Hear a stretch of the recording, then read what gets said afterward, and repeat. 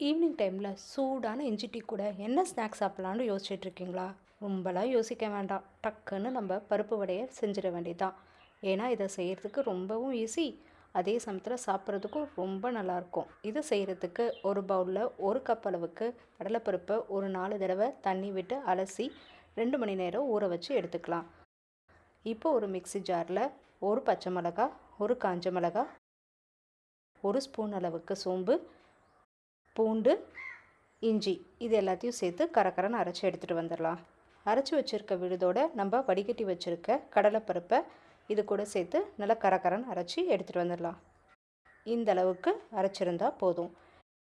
இப்போ இதை மிக்சிங் பவுலில் சேர்த்துட்டு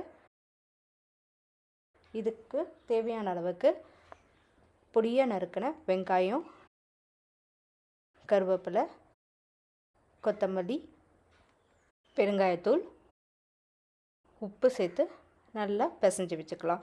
பிசைஞ்ச மாவை ஒரு உருண்டையாக பிடிச்சி நம்ம உள்ளங்கையில் வச்சு 2 கையும் வச்சு நல்லா அமுக்கணும்னா ரவுண்டாக அழகாக கிடச்சிரும். இது அப்படியே மிதமான சூட்டில் இருக்கிற எண்ணெயில் போட்டு பொரிச்சு எடுத்துட்டா நமக்கு ரொம்பவே டேஸ்டியான பருப்பு வடை ரெடி. அன்போடு சமைச்சு அருமையாக சாப்பிட்லாம் வாங்க.